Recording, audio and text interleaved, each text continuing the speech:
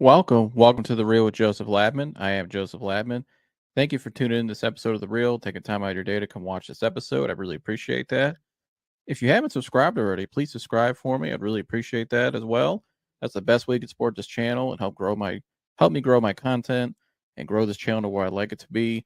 Everybody hit the like button for me on the way in on this video today. That also helps promote this video more in the algorithms, helps grow this channel more as well. Please share this content. I would really appreciate that. My guests would as well. If you would please share this episode with someone you know that maybe is interested in the topic we're talking about today. Please leave a comment below as well. We'd love to hear your guys' feedback. You can interact with myself and the guest on the panel and the live chat as well. Whatever we're talking about, just leave a comment there in the live chat. Pop in and say hello. We'll put it on the screen for you. And yeah, without further ado, let's get to the show.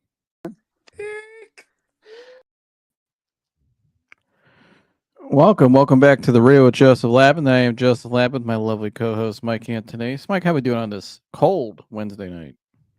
I am doing pretty good. I've been watching a bunch of Christmas movies, trying to get myself into the Christmas spirit. What are some of your favorite Christmas movies, Joseph? It's a good first question for a good first pop. Definitely Chevy Chase. You know that's a classic. Christmas Vacation.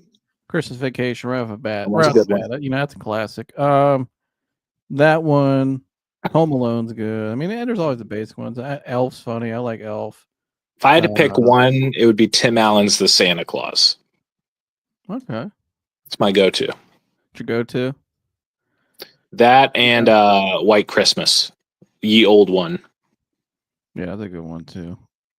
I don't know. There's a lot of them, but I'm not like the biggest movie person. Like to be honest with you, like if you ask me about movies and stuff, I'm probably the wrong person to ask a lot because I'm like real picky. Like I only watch stuff I like. Like I like a lot of stuff I like to watch is like stuff that makes me laugh. You know, Right. I'm just somebody. If I sit watch something for 2 hours, I want to be like really entertained. Like I want to laugh and be engaged, or I don't know. That's just kind of how I am. I mean, some documentaries I could watch, but I got to be engaged into it. If it's like a story based on something, it's gonna be something I'm like interested in. I don't know. That's just how I am. I'm not like I know a lot of people they can just go sit and watch movies for hours. So Like, yeah, all different kinds. I can't do that. I'd fall asleep or just leave, or I'd get bored, start pulling out my phone, do some mock drafts. But but yeah. But welcome on into The Real tonight. If you're new here, please like, subscribe, share, but definitely like and subscribe, hit the notification bell. We'd really appreciate that.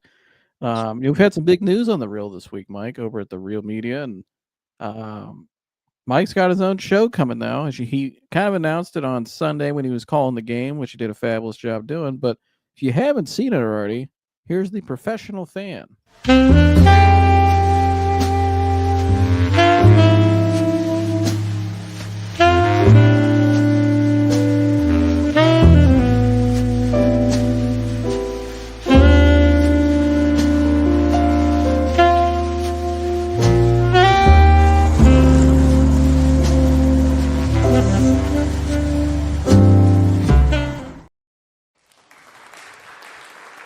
That's an awesome intro. All kudos to Joseph for that intro. He is a mastermind when it comes to that stuff. Yeah, I made that in an hour or two. In an hour, no less. Yeah. But Mike, if you wouldn't mind, you want to give people like a little preview of what they expect on The Professional Fan? Only professional. Absolutely. The Professional Fan, only professional takes, is going to be covering mainly a really in-depth draft analysis, which it's going to be a really cool draft to get into just because it's not very QB heavy. Also going to do some free agent analysis and just some overall NFL analysis, but really digging into free agency and in the draft especially. And obviously what that has to do with the Browns, but also the NFL at large. Just talking about some really cool college prospects that maybe you haven't heard of, some maybe you have, that I think are going to shine in the NFL. Maybe your favorite team gets them, maybe not. Well, I'll be looking forward to it. It's going to be a lot of fun watching you grow on the channel, or it's been a lot of fun watching you grow on the channel, rather, and now you have your own show, writing articles. So Mike's come a long way, and we've come a long way, and we're excited for what's to come here. On The Real, but we're gonna start off tonight. I'm gonna let Mike actually start off with an opening rant because you guys know me. We're gonna get into the Cavs. That's the main topic of the show. But I'm not I root for the Guardians because they're the local team, but I'm not as into it like a lot of people are. I just not. I spend a lot of time more with football and basketball, but I'm gonna let Mike take over. Mike, yesterday the Guardians made a big trade, blockbuster trade, trading Jimenez, the Gold Glove shortstop away, trade him to I believe it was the Blue Jays, and Blue Jays, and then we traded the player we traded the Blue Jays for to the Pirates for oh my god, I'm blanking on his name. I believe it's Luis Pierce. I think he's a good pitcher from what I heard. Yes, he's the SP. Very good pitcher.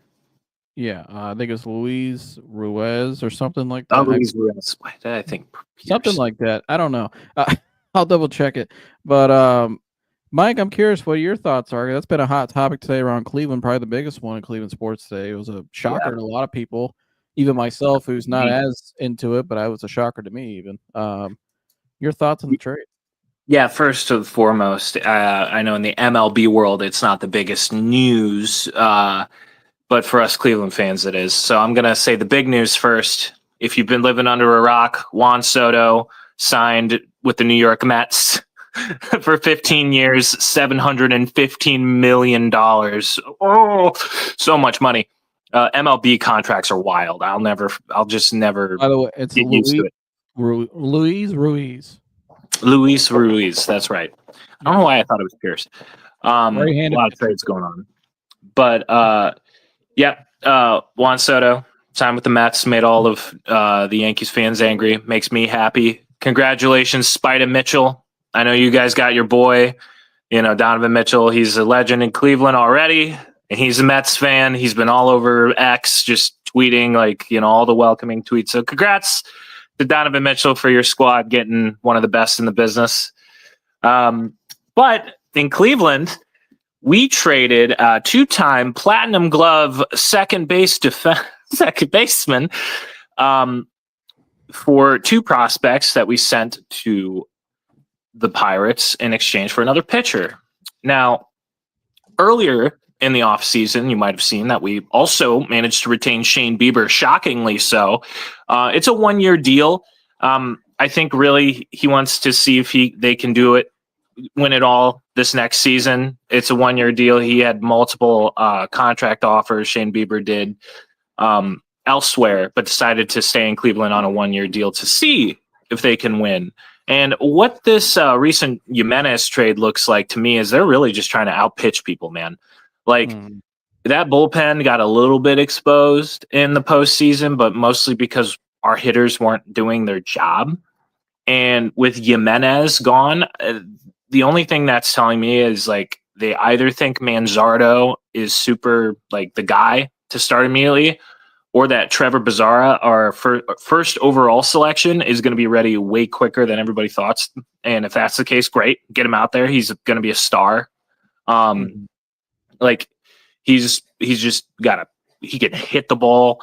He's great on the defense, super athletic, great nose for the ball as well. I think Bazara is going to be super special in a Guardians uniform, but man, this one hurts. It's if you're a Guardians fan, man, this one hurts. Jimenez is just such a popular player, and we had just signed him to an extension. So, the Guardians, much like the Diamondbacks, who have had a lot of successes of late, is just it's a turn and burn franchise. Our owners don't spend a lot of money, but what they're good at is drafting and development and trades. They get really really creative trades. Sure. Yes, they do. I mean, look, we get rid of Tito, and then Stephen Vogt walks in. He's manager of the year. We go to the ALDS his first season. So, I mean, my category, she misses Andres Jimenez, too, if you can hear her in the background. Yeah, she had a jersey and everything. She did. I bought her a little cat jersey. They make those. They are actually really expensive. But yeah, no, it's just he was one of those guys, you thought that was just going to be on the team for a while. If you were going to pit players out of a hat that were going to be Guardians players, it would have been Jimenez, Clase, and obviously Ramirez. But this one stings. He was just such a team player. Everybody loved Yimmy. I wish him nothing but success in Toronto. But damn, I understand why they did it, and honestly, most of the moves the Guardians make end up working out for them. So I'm not gonna like rant about the trade too much. It does suck though, man. I just hope this is one of those things that it's like we didn't do it for cash savings. You know what I mean? Because like a better team would have found a way to get Luis without having to trade Jimenez. You know what I mean? I shouldn't say a better team, but a team willing to spend more money. Yeah. Rather. Yeah, I'm not as, like I said, I'm not as invested into it as you are, but when I did watch the whole postseason last year, and I'm aware of what's going on. When I watched that postseason, like you said, I thought the bats just couldn't keep up with the $300 million payroll of the Yankees. But I also thought too, your best pitching didn't show up at times, and Clase had a rough series, and I just thought too, in my opinion, again, I don't watch the Guardians as well, so don't come at me too hard for this. But just as a person, I did play baseball, learned from somebody like Jim Gleisner, played professionally for years, and just been away from the game for a while. That's all. But when I watched them, though, I thought in that series when it mattered most in the bigger moments, especially in that last game, I thought they didn't rise up to the. I don't know. They just didn't. They just didn't rise up to the moment. You know what I mean? Like Juan Soto's out there talking smack. I mean, he was in the moment and then hit the home run, and it was just kind of like everything was just deflated. It was just deflated after that. I just feel like at times our best players didn't match their best players, didn't rise up to the moment. And I think that's something they got to learn from their younger team. I'm curious. Won't have to deal with Juan Soto anymore. They're in a different conference. I'm curious to see how they bounce back. I get it's been a great story, winning games and stuff, but if you want to be taken seriously in the long run, you got to win big in the playoffs and the postseason. And I mean, they did do pretty well. So I'm going to see how they do going forward. But I think you're right. I think part of me wants to say it is about saving cash because that's what they do. But I also think part of it too is you had the number 1 overall pick and Bizarra, Trevor Bizarra, I believe. One thing they're really good at is, like you said, they could develop talent, and if this kid can get out there and shine early and just be at least be a good starter, and grow from there, then I think they'll be okay. This is our first overall pick for a very long time too, and we had a very low chance of even getting it. It was a shock to everybody in the MLB world that we won the lottery. So, I mean, they won the lottery, actually. So, it was a really good. It was really good to see them do that, especially knowing like they're just going to pick, the best bat in here if you can call him up. And here's the thing again that Luis Ruiz, I was reading the Pirates fans' reaction to this. They're hurt that they let Luis go. Well, that was my last point I was going to make too. Is I think it's good that we added some more depth in that bullpen. Not that we had a great bullpen already, but I think added just that extra arm like that. I think they could have used that in certain moments in that series. I think when you're going against great, we know we're not going to have the payroll ever in the hitting department to match the Yankees. It's just not going to happen. But like you said, they're going to go lean more into pitching, which is what they've always done, their defense. And I think the more arms you can throw at them, the less, you only have to get a certain amount of runs a game, maybe, or certain games, certain situations, how depending on how the game shakes out. But that's their formula. And so, but it'd be cool to see if they could just squeeze out just one World Series one time in my life. And win it. Win it.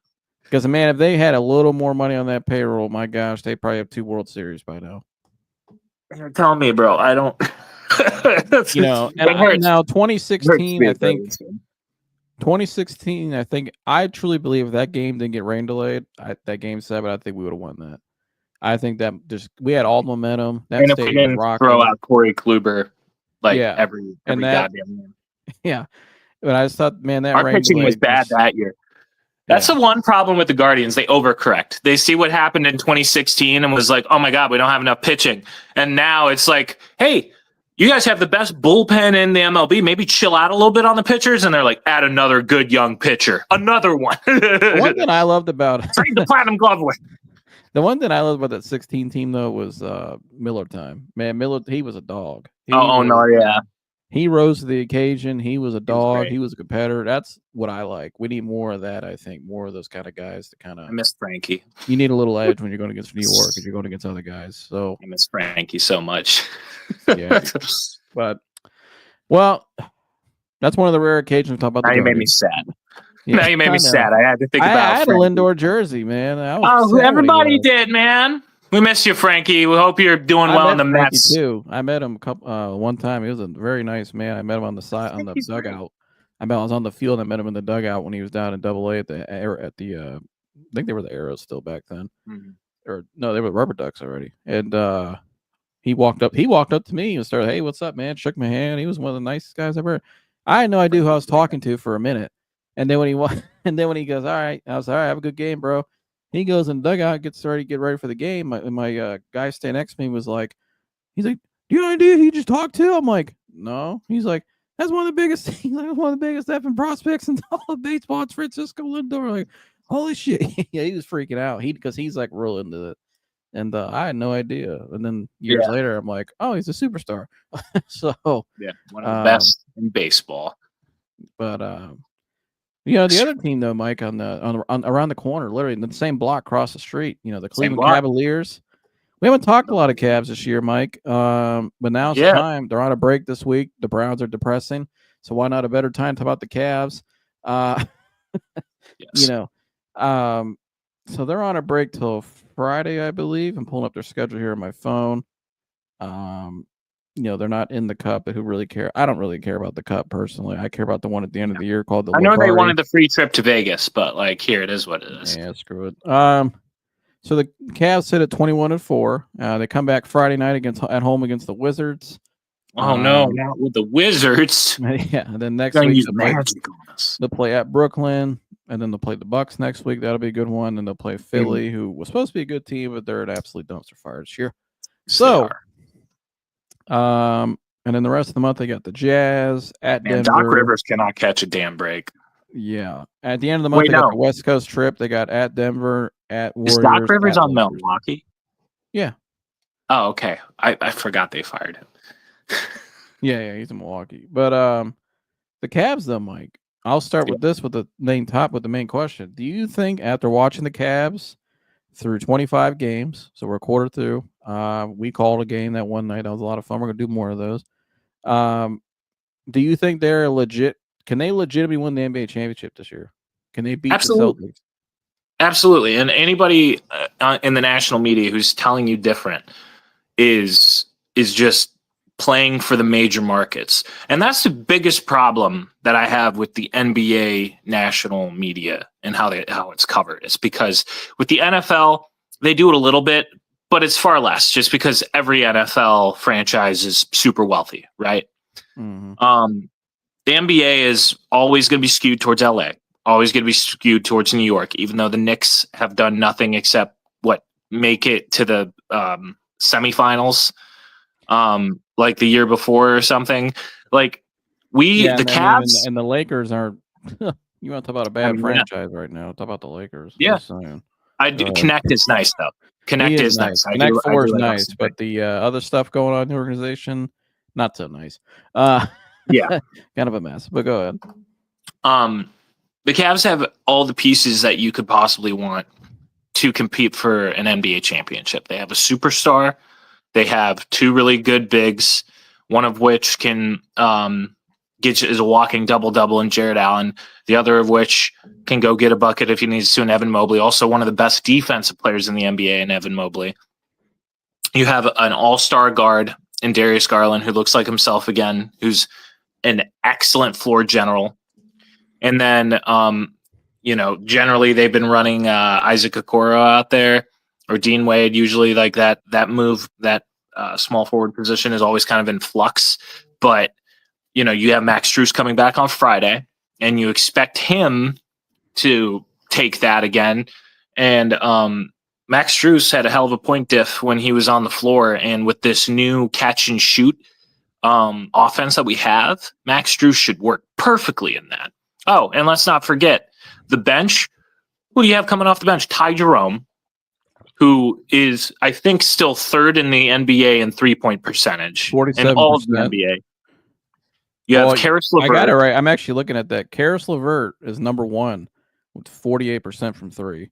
Ty Jerome, 47%. Isaac Okoro, 46% this year. Oh, I'm so glad he's shooting better. Craig Porter Jr., 45 when he gets in, but he don't have a lot of tests. Craig Porter Jr. is 45%. Darius Garland, Donovan Mitchell. Darius is 42. Donovan's 41. Evans shooting 40%, which is huge. Niang's shooting 46, which ain't bad. Merrill's at 30. Doesn't look like 46. That's an ugly 46 for Niang. Yeah, but Isaac Okoro shooting 46%, and Ty Jerome and Karis LeVert the high 40s too. So you have most of your rotation above or near 40% from 3. What's Sam Merrill at? Sam Merrill's at 35 right now, but I think that'll go up. That'll go back up. Yeah. But so if you have most of your starters shooting at 40% or better, I mean, isn't that what the Warriors did for forever and how they would continue to win NBA championships? But here's a little caveat. The Cavs are a bigger team. The Warriors that won those championships, they had Draymond Green. We have a Jared Allen. We have an Evan Mobley. We have a Dean Wade. Like, we have much bigger players in key positions than the Warriors did. I would argue we're a better defensive team than those Warriors teams were. Yeah, I mean, they had some good 7-foot. I mean, Bogut wasn't bad. He was really good. He was 7. No, he was all right, but he knew his role. David West was a big body, but he's no Jared Allen or Evan Mobley. We have bigger, more athletic guys. I think it's a difference. Yeah, those guys are more stiff, old 7-footers that are great, but they're not as athletic. These guys, when you got 2 7-footers that can literally run up down the floor like that, I mean, you remember that game we call? I mean, they're catching alley-oops. Evans taking it coast to coast. Jared's running down the floor, tomahawking with 2 hands with the damn dunk. And I think what's impressive to me, though, you talk about the threes, but I think what's great what Kenny Atkinson has done, what Golden State did. See, Golden State tricked a lot of people thinking it's all about shooting threes because they have two of the greatest shooters ever. You're about to hit what I was about to say. Say it. But really, it was having a unicorn or a cerebral 4 and Draymond Green, a big who could pass. We have a cerebral guy in Evan Mobley, who may not be as great as a passer, but is cerebral and causes a lot of problems with his size and all that. But the offense itself, Kenny Atkinson brought that same offense. They take just good shots. They take a lot of great layups, backdoors.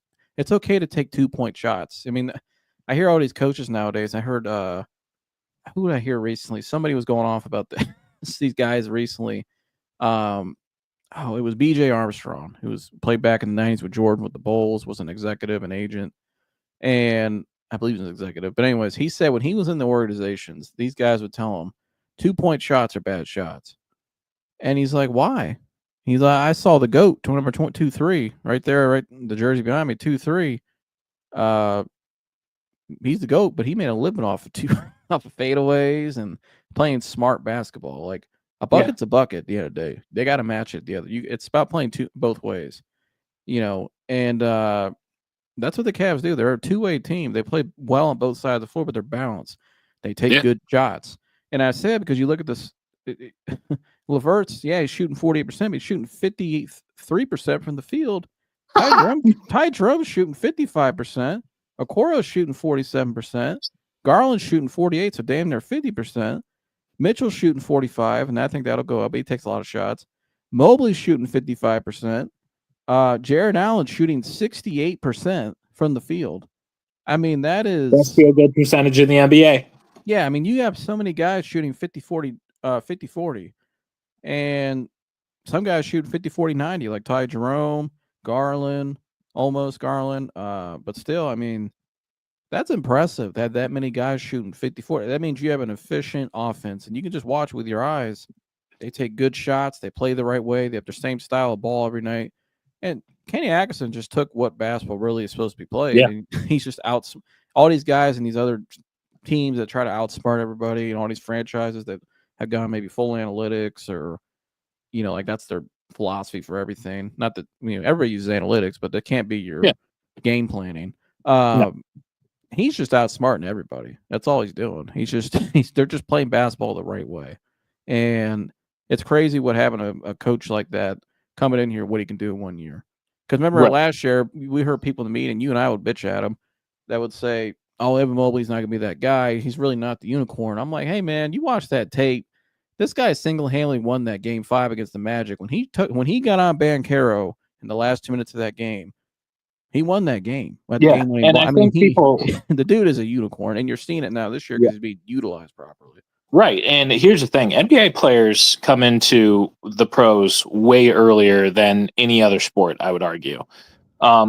At least starting. Like MLB players technically can be drafted when they're 17, which is nuts. But so, Evan Mobley was what, 19, 20 when he was drafted here, something like that. Young. He was a one and done in college. Yeah. So like he's in year 4, like I always would tell people if they were freaking out about Evan Mobley's development, I was like, look up Giannis Antetokounmpo's numbers in year 3. Yeah, I was like, look up Giannis Antetokounmpo's numbers in year 3, and then look at Evan Mobley and like chill out. Like Giannis Antetokounmpo. No, no, it wasn't. Neither was Giannis's. Honestly, now he's hitting 6 threes in a game, and you're like, whoa. Yeah, that's some Giannis. Yeah, it's just he can't figure out anymore. But he was a great coach. I love JB. He was great for when he was great. He was what they needed at that time. Yes, and he's a great. He's going to do well in Detroit. But that squad already looks like they're playing with more heat. Yeah, there's good coaches, then there's elite coaches. I think we're watching elite coach in the making. I think he had his first gig in Brooklyn and he did well there. And everybody was saying when we hired him, they were like, "Why? This is a guy everybody said was a good coach. Why did they fire him?" He got fired because of. I know. Wait, yeah. Whatever. But he's an elite coach. You could see it the way his style, and he only got better going under in Golden State in that system and that culture out there. He only got better as a coach playing with those guys or coaching those guys. Excuse me. So, you see, we have an elite coach now, which is key in our market. But also, we have the core young guys in the right prime age to get them right under that system right now, get them acclimated. And you look at this Cavs team, and to answer the question for myself, can they win the title this year? Absolutely. Number one, I think they not only can they win the title this year, I think they can win the title for as long as they stay together. And that's the other important thing. I think we're at that level now. I think we're at that because Boston, people got to remember Boston's not they're not going to be around much longer. The Boston team, they can't afford it. That's why the ownership's trying to sell. I think Brian Windhorst brought that up recently. Shout out to Wendy. Yeah, they got Tatum and they got Brown locked up, but they're going to lose. They're paying a lot of their bench. So much money for that. Al Horford's going to retire. It's like what Brian Windhorst said. They paid so much. They're paying so much money for what they're going to have to pay for that roster. Mm-hmm. I don't think they'll be able to afford it. Even they're not going to be able to. Drew Holiday's going to have to leave. Yeah, and that's why their ownership is trying to sell the team right now because he knows we can't afford that. It's going to be almost $400-something million. They're not paying that. They can't afford it. It's because there is a salary cap in the NBA, not like baseball, and so I don't think the Boston team's going to be around for probably another. I'll give it 2 more years. I think they'll have their run. I think eventually, I think Tatum or Brown. One of them's probably Brown. He's going to go out on his own and do his own thing. He's got to get out from under that. Man, I still struggle with who's better. I think Brown's the better 2-way player, but I think Brown's the better player. I think Tatum has more of a bag offensively, but I think Brown is the better 2-way player. Yeah. But I think if they're at the pick, I think Tatum's the bigger star right now. He has his own signature shoe. You know what I mean? So he's the man. He's a phenomenal. I'll take him. Yeah, he's a great player. Great kid. Yeah, great. He's a good kid. But yeah.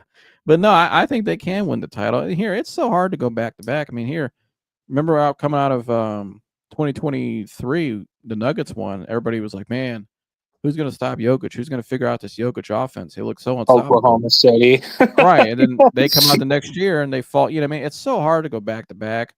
Now, that Celtics starting 5 is the best starting 5 in basketball, still, in my opinion. That with Holiday, White, Brown, Tatum, and Porzingis, that's so hard. That's so hard to guard. So they're so good defensively in that lineup. But I think he can be beat. I think the Cavs have the depth to pull it out. I think the Cavs have the personnel. Obviously, they have superstar talent in Donovan Mitchell. I think Darius is only getting better. I think Evan Mobley is going to be the key. You saw in that game last year when they were depleted, but when he went out there and scored 36, he was a problem because it's just what he does. He's so cerebral. Ugh, sorry, my mouth's a little dry. He's so cerebral that he causes so many problems. He's such a Swiss Army knife in so many ways because he's just so his what's it called? What's that? Damn, this slipping my mind. Versatility. His versatility is so high that I'm sorry. I was trying to Professor X you, no, but it wasn't working. Well, we had some comments pop up, so it kind of caught me off guard a little bit. I gotta get better at that. But hey, Cavs Wahoo are a good fan. team. Thanks for tuning in. Yeah, appreciate you tuning in, Wahoo fan. Cavs are a good team, but I don't believe they can win the championship. They need another big and stud scoring wing, but I think they are good enough to go to the East Conference Finals. I think it's a fair assessment. Yep, Celtics in the way of the NBA title. Yeah, I think they should be the favorites, Celtics still. But it's gonna be us and Boston, and here it's already a split regular season record. How many more times do we play them this season? 2 more times? Yeah, I think you play. Yeah, because we played 4, I think total. Yeah, so I mean, we'll see. I mean, here, the first time they beat us, they weren't. We weren't healthy, and they were missing Porzingis. The second time, when we beat them, they had Porzingis, and we were just a little bit healthier. Yeah, but we're still missing Karis LeVert, and we still won. We play them 2 more times in February. Cool. So yeah, I mean, those are some big games, especially in February. We'll have to call those games. Yeah, 2 times so far. Yeah. But I go back to what you said, Wahoo fan. I think yes, they can win the championship, absolutely, but I do think they need to do one thing. And I'll let you go first, but I'm gonna see and I'll give my take on it. But what else do you think they need to be to get past the Boston? Probably because that's when you look in the Eastern Conference right now. I don't see any other team that's a threat, really. If I'm being honest with you, I don't. Let me look here. I don't think people are too hung up on New York. New York isn't all that. I'm not in. I don't like New York. Cat's great offensively, but he doesn't play defense. I thought that was a bad trade. I think it's going to hurt them in the postseason because it's just. I do too. When you look at them now, they lost a lot. Randall was a piece they needed, I think. He's kind of a versatile forward they don't have anymore. He was brought some toughness. A lot of it, and they lost DiVincenzo, right? Yeah, they lost shooting DiVincenzo. I think a lot of it's just and quickly. Yeah, when you watch now, they just stand around and just watch Brunson just pound the air out of the ball. Really, I mean, I don't know if that's going to work in the postseason, but I think they lost some toughness and some shooting and some edge there. But I look at the rest of the Eastern Conference, though, Mike. Orlando, we already saw that. Now, if healthy, Orlando is still a problem. I think they can give us some fit still because they do match up with us kind of pretty well, actually, I think, because they're bigger than us on the wing, which is, I think, our one weakness. Miami, they're about to trade their star players, so but Butler's out of there. The great reset for Miami. Yeah, I mean, which is odd because they're 5th right now. They're 12-10, which isn't great. And he actually brought that up right here. What do you guys think of Miami Heat? It's Miami's always scary because their coaching, their culture, just it's so good with Pat Riley and Eric Spoelstra is a hell of a coach. I mean, he gets the best out of guys that you never heard of. And their development's so good, and they're great. They are great in a playoff series because they're so good at just adjustments, out of bounds plays. I mean, they're just well coached, a great unit. But without Jimmy Butler, you take him out now. Who knows what they're going to get in return for him? We'll see. I just don't see them being a legit. I think they could probably steal a game, but making a playoff series against somebody maybe. But I don't think Miami's a threat. And then I look at the rest of the conference, Mike. I mean, Philly was supposed to be great. They're not. They're not even in the play-in right now. They're that bad. Doc Rivers about to get fired again in Milwaukee. Oh yeah, Milwaukee at 6. Now Milwaukee's interesting. Milwaukee's kind of gotten better. They're slowly getting better, but Jimmy Haslam, he bought him, and they've gone. Exactly. Everything Jimmy touches, just don't bet on it. Except the Columbus Crew, bet on them all the time to win everything. For now, because I think they're on their 4th MLS title or something. Atlanta's a team there at 7. I think could be sneaky because they got talent. But here, it's us in Boston. I think Orlando is probably the only one that could possibly challenge because they have good talent, bigger talent too. He's the big guy with Philly is a walking injury. All the process, yeah. Yeah, I don't want to see anybody get injured, but you are right. He is a walking. I do feel bad for Embiid, dude. I do feel bad. He, Him and Anthony Davis, my gosh, it's like glass. yeah, I really hope Embiid's one of those players. Like, I hope can bounce back from these injuries, because it's like, damn, I don't want it to be like, I mean, some of those great NBA players where you look at it and it's like, oh man, what if you wouldn't have gotten hurt? I mean, like Derrick Rose, like, Roy Williams, like, I mean, there's so many. Yeah. So many. I think Derrick Rose, he was MVP candidate year in, year out. He said Cavs best and better than Philly and New York. Yeah, I agree. Miami's good at home. Yeah. If we had Bam, we win the championship. I think we're good with the bigs we have. I think. Yeah, well, here, we'll get to the question now. What else do you? I already know you probably know where I'm going with mine, but I know where you're going. What else do you think the Cavs need? Because I do think they probably need a piece. But go ahead. I'll let you see what yours. I know. I mean, I agree that we could probably use a wing, but like, it's really got to be. They got to make sure it's correct. That it's like, hey, I mean, I just don't want it to mess up the vibes, if you will, just because they are playing so good together and this team is so tight knit. And I mean, in the NBA, it's so rare to have a team with hardly any rollover for 3 years in a row. I mean, that's unheard of. And so it builds that innate chemistry with the team that you really don't see in other NBA teams, because the NBA is revolving door of players that go into different teams. So I think in a way that's the Cavs' strength. I can see why you say we need a wing. I mean, I see it too. I just am a little hesitant to shake up a good milkshake, as it were. You know what I mean? Here's how I look at it. So a report came out last week about Kyle Kuzma, right? Now, as Kyle Kuzma, he's got some championship experience. He can score the ball. We know that. He's got some size. He's about 6'9". He's 6'10", 6'9"-ish. Not a bad player. But do I think Kyle Kuzma is what they need? No, I think that'd be a bad trade. I think Kyle Kuzma would actually kind of ruin the locker room in a way, because I don't think Kyle Kuzma, he's the guy that hasn't had the ball in his hand. He likes to play off the dribble a little bit, post up. We don't need that. We have flow and chemistry already. We have our three-headed monster at guards. I'd say three now with Ty Jerome. I think Ty Jerome is that good. I don't think he's on the same level as our other two, but I think he's pretty damn good. He might be, could he be most improved player of the year, or at least in contention maybe? I don't know, or bounce back player, whatever the awards are. I mean, he's somewhere in there, I think. Most MIP, probably. Yeah, maybe most improved, or at least a consideration. But you already have those guys, and you have your big up front now, Evan Mobley, who's braiding the ball up, even pulling up from three. He needs the ball in his hands, so there's only one basketball. I think Kyle Kuzma's not the fit. But however, I think, and Kyle Kuzma's not a great defender either, in my opinion. I don't think he's great. But he makes 23, I think a little over $23 million a year, right? He's in the 23. Nuts. So, that is nuts. Here's how I look at it. If the Cavs are willing to spend that kind of money in a trade, I think there's a much better asset out there, which is Cameron Johnson from Brooklyn. Cameron Johnson is 6'8", 210, listed 6'8", 210. He looks about 6'9", 6'10 with his shoes on. And he's shooting 43% from the three this year, 90% from the free throw line, and damn near 50% from the field. So he's basically shooting almost 50, 40, 90 from the field. And he's averaging 18 points a game, 4 rebounds, almost a little over 3 assists. He's 28 years old.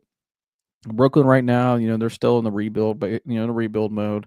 They got some other wings too. Another guy they have that I would like that maybe they can get that's cheaper is maybe Dorian Finney-Smith. He's about $13 million a year. Good two-way player. They need a guy in here that can just play his role. Doesn't need the ball in his hand to be great.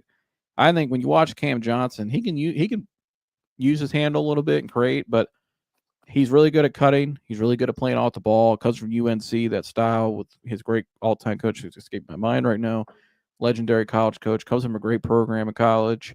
He's well coached, well developed. I think he's a better defender than Kyle Kuzma personally, just because of his size and his length, but in athleticism. Mm-hmm.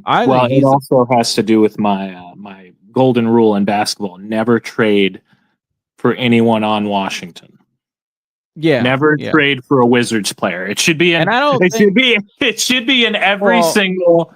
And I don't think Kyle Kuzma fits Cleveland either. Number one is personality. No, it is what it is. But I don't think he fits. I think fit is important in some ways. And not only that, and I say personality because he took a shot at Cleveland. Remember 3 or 4 years ago? Yeah. Remember he came here and he said, "Oh, they don't. They're lucky." Well, he said something like, basically said something to the length like, they should be lucky what they have with LeBron because they ain't winning anything again. Basically, is what he was saying. Well, how'd that pan out? But he's in the worst NBA franchise. yeah, he took a shot at Cleveland. I would honestly say the Wizards are the worst NBA franchise. He's like Juju Smith-Schuster when he said Cleveland, the Browns are the Browns. You can never play here. So, but anyways, I think Cameron Johnson, to me, I think that if you're going to spend that kind of money, he's the guy to go get. Now, what that trade would look like probably would involve, from what I remember, I did it on the thing. Strus hasn't played this year. I get Strus as a sniper, and you need as many of those snipers you can have from 3. But if I can get a Cam Johnson averaging 18, I get a more two-way player. I consider it. Especially you've seen how good they are without Strus already. You might be able to get him for picks, like you said. Brooklyn is a big rebuild. I mean, trade a first. Well, it depends on the cap space. You know what I mean? It depends because you have to match the money. And so it could be, you could be looking at something like maybe Dean Wade's in there. Maybe it's Strus and maybe another asset. I'm not breaking up the core 4 though. I know that was a topic today around Cleveland sports media. Would you break up the core 4 for Jimmy Butler or something? No, I would not. No. I would not break up this 4 at all. I know some people are weary of Donovan. Like that'll be our next question right here. You asked. We'll get to that in a second. I wouldn't break up this 4. This 4 is really good together, man. They're all good dudes. They're all bought in. I'd keep it like it is. You just got to build around them now. So, but I think Cam Johnson's our Michael Porter Jr. in a way. I think he could be that good for us. I will take. I want to see what Strus has got in this new system before we do anything, and I think that's what they're waiting for too. Yeah, there's no need to rush. I mean, you got 2 months till the deadline, so and you're still the 1 seed. You know what I mean? Like, and anything you do at this point is just some whipped cream on that Sunday. You know what I mean? Like, and the closer you get to the deadline, we learned this in 2022. The closer you get, the more leverage they'll have. Because remember, we got Karis LeVert for a bag of chips, basically. So and that was a steal. We got Jared Allen around the deadline, if I remember, for basically nothing, and around that James Harden trade. And so maybe that was earlier in the year, maybe it was. But the Cavs are really good at calculating their trades. They've proven that. But this front office, they're very calculated and they're very smart in their trades, and I like that approach. When you have a cap space like and all that, and you're paying your core guys, you got to be more calculated and stuff. But that's the route I would go. I think they need. I do think that's our challenge with Boston. We don't have the size yet to guard them on the wing. We need one more wing we can throw out there defensively that can throw a body on either Tatum or Brown, and that's athletic. And I think Cam Johnson's that dude, and he still gives you offense too. Right. So, but let's see. Do you guys like DG a lot? Yes. Why? He already put it beneath. Well, no, I'm asking you. Like, why do you like him? I thought you were asking. No, he asked. He said, "Do you guys like DG a lot?" Well, I asked you. Yeah, I mean Darius Garland. I mean, he's struggled with injuries the last year and the previous, but since he's back healthy, I mean, he's the facilitator of your whole offense. He is the engine of your offense. And recently, he's been your closer. He's the guy that shows up in the fourth quarter and closes out the game. His floater has been unstoppable. He's so good at cutting. With this new catch and shoot offense, I mean, he's shooting 3 at an amazing clip. He's averaging, like 24 points, 7 assists or something like that a game. Yeah, and he's shooting really high from the field too. He's shooting good this year. It's probably only going to go up too. Let me pull it up. Well, and even though the stat is hard to track, that floater that he has is like almost. Go ahead. 20 points and 6 assists. 20 points and 6 assists. Yeah. So I mean, that's an all-star guard. You don't trade that. Yeah. What do you say about the floater though? I'm sorry. I was just going to say, though it's hard to track, I mean, his floater has been like a 75% clip. Whenever he uses that shot, it goes in 75% of the time, which is nuts. Yeah. I mean, he's got such a good nose for the court. And he is truly a floor general, and just the chemistry he's been able to build and how good of a passer he is. There's a reason he got the Supermax. And, you know, I think Darius is one of those guys that's probably going to stick around for a very, very long time. Yeah, I wouldn't. I like Darius a lot. I think Darius. Also, he's just a locker room leader. Everybody loves him. Yeah, he's great. And I think him and Donovan figured out in this new system. They needed the right system to help complement each other. Yeah. They didn't have that with JB. They have that now with Kenny Atkinson. I think too. If one guy's cold one night, the other guy gets going. But you have to have that nowadays in the NBA. You have to have guys that create their own shot, create for others, can shoot the three, get to the basket, create fouls. I like Darius a lot. I think Darius is great. Probably has the best handles on the team too. Yeah. He said, I'd like to trade him for a Wayne. We have both Donovan and Ty Jerome to play a point. See, I think if you get rid of Darius, you take away a shot creator on the perimeter. I get maybe for a Wayne, but I don't see a Wayne out there, even Jimmy Butler, that I don't – he's not a great shooter. Mm-hmm. So and I think he could wreck your locker room because number one, he doesn't want to come here. He already gave his destinations where he wants to go. It ain't Cleveland. It's either in Texas, Golden State, or I think Phoenix was the other team. So him on Dallas would be scary. Yeah, it would be scary. But I just don't. I think you can get the wing, like I said earlier, without giving up any of the four. And I think you need a Darius in the playoffs. Because number one is his speed is such a problem. I know Draymond Green said this years ago when he first came in the league. He said that guy was the hardest matchup for them, even as as a rookie or second year player, because his speed and his ability to get from spot to spot he's so fast. He causes so many problems. That's why he always gets that floater easy too, because he just blows right by guys just right before the big can get over rotate. He's got the floater in the air. So in the middle of the lane. But I wouldn't. I think if you got rid of Darius, you're getting rid of scoring that you'll need in the playoffs, especially if Donovan's cold one night, which we've seen this year. At times Donovan's some nights maybe not as hot, and Darius takes over in the fourth quarter. But he's a true point guard too, and you need that. I think he's going to make Donovan even better in the postseason. Now they're in the right system. He's making Evan Mobley better. So, and I think Ty Jerome, he's just a better facilitator than both of Donovan and Ty. Yeah, and I'd rather have the three, Brian. I'd rather have the three guards instead of two. We get rid of one, but we're only stuck with two. So we need three in rotation. And so, but I like Darius a lot. I like Craig Porter Jr. I don't think he's ready for that kind of a role though yet. He's a guy you could probably package in a deal, probably, because I don't think he's really. Yeah, I mean, it was between him or Ty Jerome. He got beat out by Ty Jerome. Yeah. And here, I like Craig Porter Jr. He's a great story. Too, yeah. UDFA out of Wichita State. He's put in some pretty good minutes. Good, rabbit on defense, good shot creator. He could be interesting. He might get, like you said, in a trade package where he could go to a team where he would have more opportunities. Yeah. It's just, the Cavs are one of the deepest teams in the NBA. It sucks. Yeah. I mean, Ty Jerome's the better player. I mean, he's tall, 6'5", great defender. And then you have Jalen Tyson, who can also play the one if you needed him to. And he's already putting in decent minutes. So, it is what it is. Craig Porter Jr. It's hard to find. I mean, hell, JT Thor, when he's out there, looks good. It's dudes that have, I have to look up, where we got him. And it's okay, well, we're just that deep right now. Well, we touched on that, what they need. We touched on, do we think they're a contender? Now, the last one I want to ask you, I know you threw this out there, is Donovan Mitchell. Do you think Donovan Mitchell, by the end of the year, could he win MVP? I think to remind you, right now he's 21st in the league in scoring at 23 points a game, shooting 45%. He's what's he averaging? Well, not Cade Cunningham. What's he got? Four assists, four rebounds, 4 assists, shooting 45%. Could he actually be a legit MVP contender? I don't think he will. I don't think he'd ever crack it, because I think there's other guys that just have bigger stats. But right. What do you think? I think the MVP. He is an MVP talent. I honestly believe that. I think on a team that's more ISO ball dominant, he would easily be MVP talent, but that's not the offense we run anymore, right? No. We're very pro ball movement.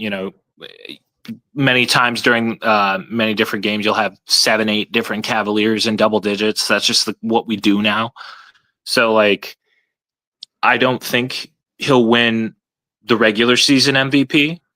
I do think if we continue to play this way and be healthy, that he very well could win Finals MVP. That's the MVP I'm going to call him getting this year, because yeah, you like that. You like that little twist of fate. I think it's the All-Star Game MVP. No, Finals MVP, because here's the thing. He's not going to get the numbers that you need in order I to look get at a Jokic, I have to cut you off, but speaking of numbers, listen to this. Jokic, who I think is probably the MVP right now because his team's winning too. What is that, 3 straight or something nuts? 32 points a game, 13 rebounds, 10 assists, shoot 56% from the field. Oh, he's only averaging a triple-double? He doesn't just... He's averaging a 32-point triple-double and a 13 rebounds, 10 assists, 56% from the field. That's nuts. And we kick their ass. So I don't think Donovan's going to be able to, just because of the kind of offense we run. But if you watch the Cavs, and if you're watching this and you're not a Cleveland Cavaliers fan, I know how hard it is to get NBA games out of market.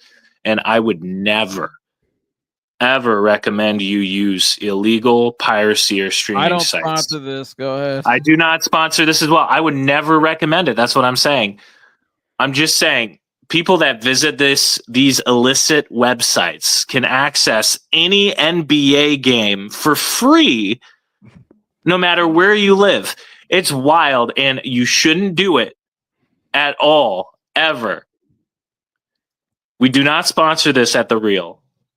But people that do go on these sites, not us, and I'm sure not you, could theoretically watch whichever team whenever.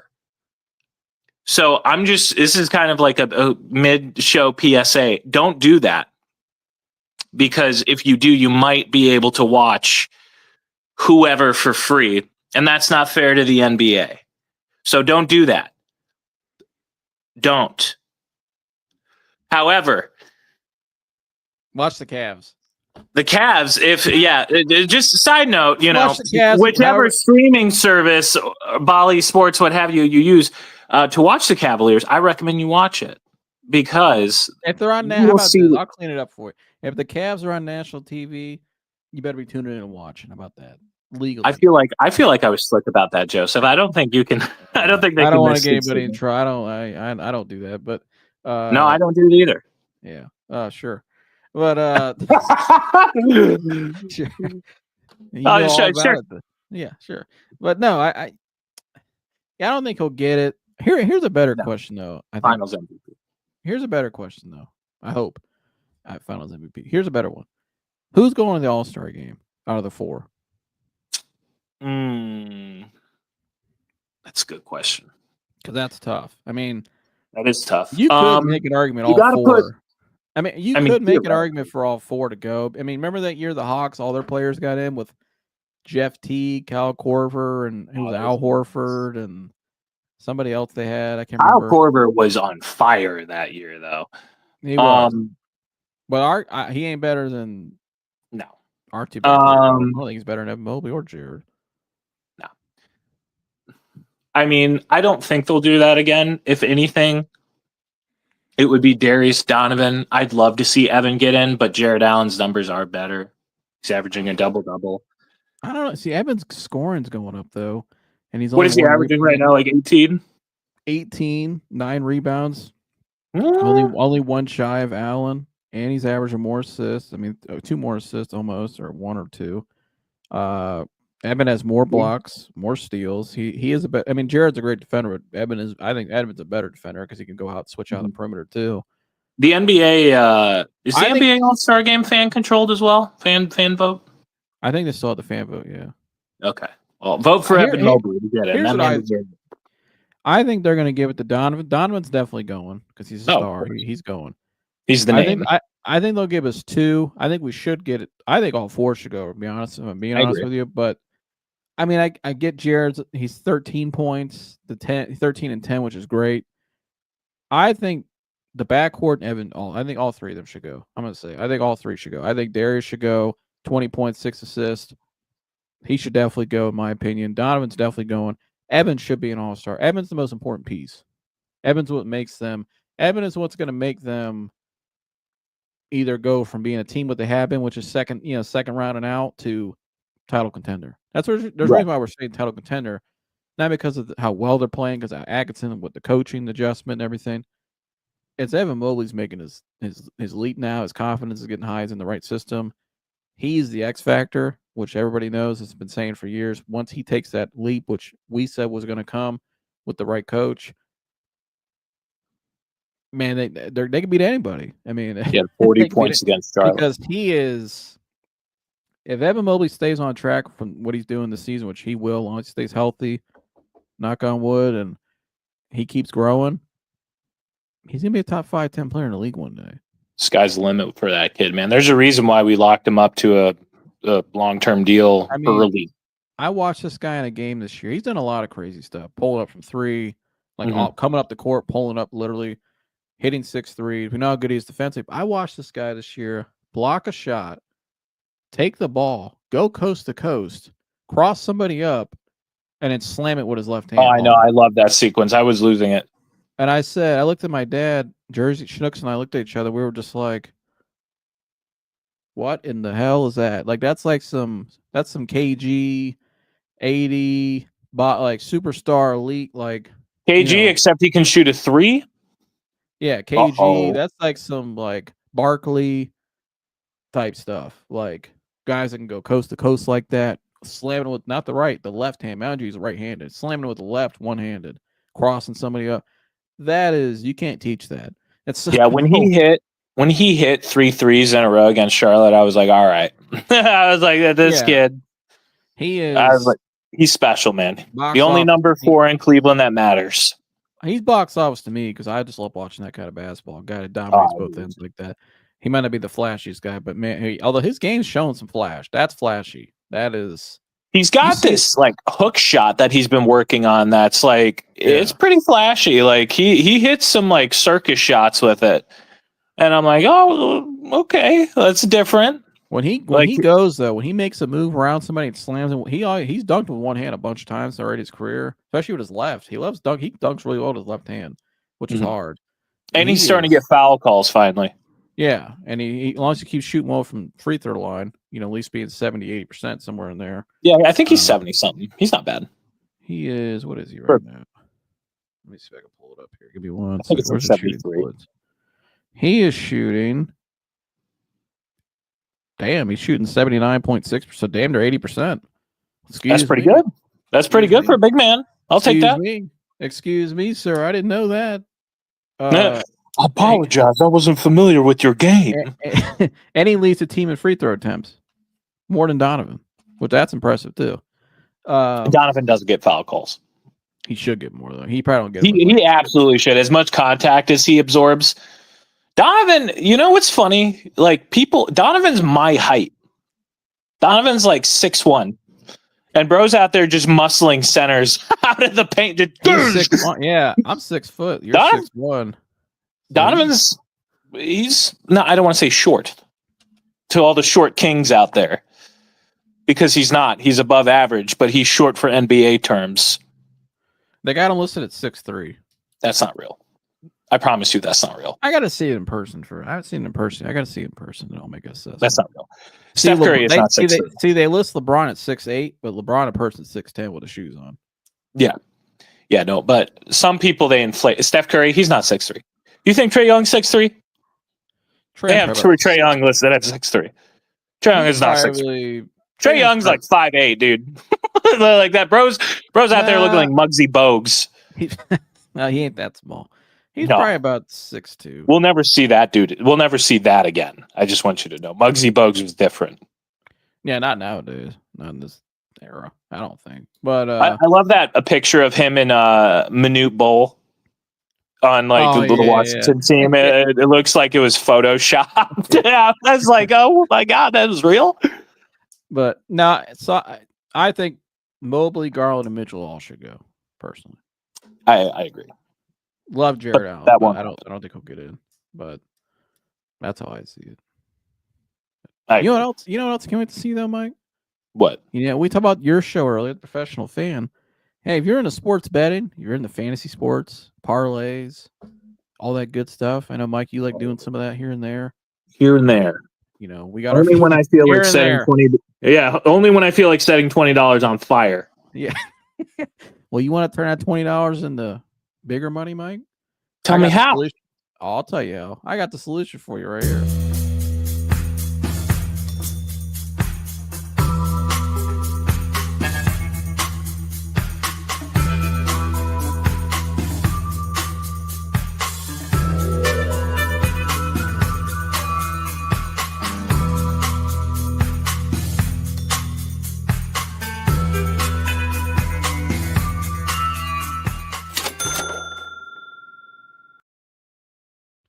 So not only do we excellent. Thank you very much. Not only do we have the Professional Fan coming, but we got the Fix coming with Dan and Chris as well. Locks, darts, and parlays. I cannot wait to see their first episode, Mike, when it is. What are you most excited about with that show? Hopefully winning some bets. So, I could feel like confident about setting a parlay. Because I mean, I haven't set one in a minute. Just because the last time I did, I lost like $10. I was like, I'm done with this. As much as I know about football, the betting, man, that's a whole different world. And unfortunately, like I just have never been able to get down with it. So, hopefully, it's going to be an education with those two. And kudos to you for finding a picture of Chris that makes him look like a human and not from like Mars or something. It was hard to find one. It was hard to find. You should have seen him the other night. He came on camera and he sent me one. I'm not going to put it. He sent me one in our group chat. And he goes, "It's the only one I have because I don't really take a lot of pictures. It's the only one I have. I don't take pictures." Yeah, and so Dan was like, "Chris, you got to be serious. I'm not like." It was almost playing. He was like, "I'm not going on the podcast with that photo of you." Like it's just, it was Chris taking a selfie in the bleachers like this, like, and the camera was like right here. So he went. I found a photo, or he found a photo, and then I kind of went and cleaned it up. He kind of cropped him out of like a family photo. That's what we did. So it turned out nice. Well, but you it's really hard to make Chris not look like a reptoid. Oh, okay. Oh gosh. Well, it's okay. I got nothing against reptilians. Just so you know. Peace and prosperity. I'm sure I'm getting a text after this, but if he's watching. But no, it's all good. But what was I gonna say? Oh, he came on camera the other night at the end of our stream. I don't know if you saw that. And he showed his face. And Dan's like, "Come on, they got to see your face because she's got to show it for the show, obviously." It's so Chris just has a stash now. She's got a mustache. Mustache, Chris. Yeah, just got a mustache. It is Movember's over though. Not for him. I don't know why he did it. I don't know why he has a stash, but so you'll see Chris with a stash on the show. But I'm looking forward to that show. That's going to be pure entertainment because those two, they get in arguments. They already said there to be some arguments. And Dan said something too, like I can't tell people all the bets Chris has made me lose over the years, something like that. All the money he's lost. Listen to Chris. He said, no, he said, I haven't lost more money with anybody other than Chris in the last about 20 years. So that's gonna be a lot of fun. Listen to that, the arguments and the debates. And I think we're gonna do it maybe before the games on Sundays, maybe. So we'll do maybe they'll come on with the fix. And then, or maybe it's gonna be either that before Thursday night, one of the two. And then, so if it is Sunday though, that'd be cool. They'll come on before, and then we'll get up here, or you get up here, whatever it is, and call that game like it's the last. Call that game like your life depends on it. And no, but, I probably will. Yeah. Hopefully, I'm not as deflated by the end of every game like the usual. Yeah. When I listen to you call that game, see, people don't know. Sunday, I was in the car, I had mic on my car like it was the radio. It was awesome. It sounded just like the radio. It was great. I thought it was better. Yeah. And he, at the beginning of the game, like I said, he was calling the game like it was like the last game he'll ever call. He was so excited. He was so into it. And then once the game got out of hand, it went from to Well, folks, I mean, at least we tried. There's always next Sunday. I mean, we gotta do what you gotta do. I mean, I'm gonna call the plays. I'm gonna call the plays, but it'll be like they're driving, and then Jameis back to pass, throwing. It's picked off. It's picked off. Yeah, that we were so excited at the end of that Monday Night Football game, and then once they went south quick. I mean, it happened quick. It just went south just like that. 2 picks later, we're done, and and we were up there just like, man. I think it was silent. It was like a funeral for like 2 minutes. We were just sitting there like what the hell just happened? Like we were so excited. I mean, at least we know Andrew Berry can find wide receivers. We think. Jerry Jeudy looks like a dog. Yeah, he does. But yeah, Judy's looking good. But fourth in the whole NFL right now in receiving yards. Damn. But well, Mike, yeah, I thought you want to add tonight, bud. Yeah, we went. I got one on the thing. Cavs. Go ahead. I got one thing. You guys got to like. Oh. You got to subscribe. You got to share. Look, I'm giving you. You better do it because it really helps us out a lot. We got a bunch of great new content that Joseph has already showed you. On top of Joseph's show, we got Dan Milan and Chris Gerganis is the fix. If you're into NFL, NBA, I'm sure Dan will do some MLB betting. They might do hockey and UFC. They might do hockey. That's how much he loves gambling, folks. I've never met more of a gambler than Dan Milan. Great guy. I would watch this guy like clockwork every day after work.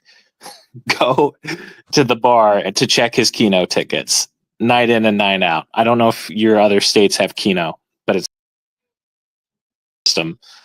But say that again. I'm sorry, you cut out for a second. I apologize. I was just saying, I watch this man every day after work go to the bar and check his Keno tickets like clockwork every night without fail. Always had his keen numbers in. Dan Milan is a true and tried, tested gambler. You can trust him with your funds, folks. And you got my show coming, The Professional Fan, which if you're a Cleveland Browns fan, we're kind of already in draft mode. I know I've been firing up the mock drafts. I know Joseph's already been firing up the mock drafts. I'm gonna be 20 minutes of Mike and I's phone calls. This is debating. Just doing mock drafts over the phone. Yeah, I got this guy this time. Whoa, Jacksonville offered me this. Genty at 8. Yes. Oh yeah, geez. Think I should trade back? Buffalo's offering me their entire draft. Yeah. But my show is going to be your one-stop shop for free agent and draft coverage. And if you're a needy team in the draft, which I'm pretty sure there's 8 of us in the NFL that are like 3-10 right now or worse. We're a needy team, all right. We're a needy franchise. Yeah. We need a lot. Yeah, I mean, there's a lot right now. If you're a Browns or a Jets fan, join in our misery. Or a Carolina fan, Raiders fan, Jacksonville fan, Tennessee fan. Jeez, there's a lot of us this year. Yeah, if you're a Browns fan, like I don't know if you heard what I said. I said you need a lot. I said you need to pray. Yeah. But check out I'm for real. This is tested by patience cover this year with the Browns. It is. I'm more excited. Years. It's one of the hard. Though it's one of the hardest years to cover the Browns because everybody's pissed off, disappointed. Yeah, it tests your patience, but I know that. But for me, for a little old me, and it's just football. I pray for people and things in life. Yeah, of course. Yeah, I'm just kidding, but for me, I love it because I can't wait to see how the front office tries to turn this around with the draft, with free agent signings. That's where I get into my bag. That's where I'm. Joseph has seen me on draft nights, how many times I've called people, how I've been like, oh, they're going to take him. They're going to take him. This is the prospect they need. We're going to have something up our sleeves for draft night this year, live first round draft. It's going to be nuts. Just leave it at that. You guys got 5 months to prepare for it. 5 months. So like and subscribe and share. Yeah, let everybody else know. And find Mike over there at roundtablesports.net writing articles. You got one coming out soon or what? What do we got? I got one coming out this weekend. It's going to be a way too early Super Bowl prediction. So gonna write my prediction for the Super Bowl, and I will say I am omitting the Chiefs. I don't think the Chiefs make it this year. I think the ball has legitimately bounced their way a couple games this year. I think if like one or two things don't happen for the Chiefs, I mean, it's not like they're losing team, but I think they're like 3 games worse. Yeah. I don't think they played particularly well against some inferior competition. And even though they're going to get the 1 seed, you'll see who I got in the article. So check it out. Well, shout out to Mike.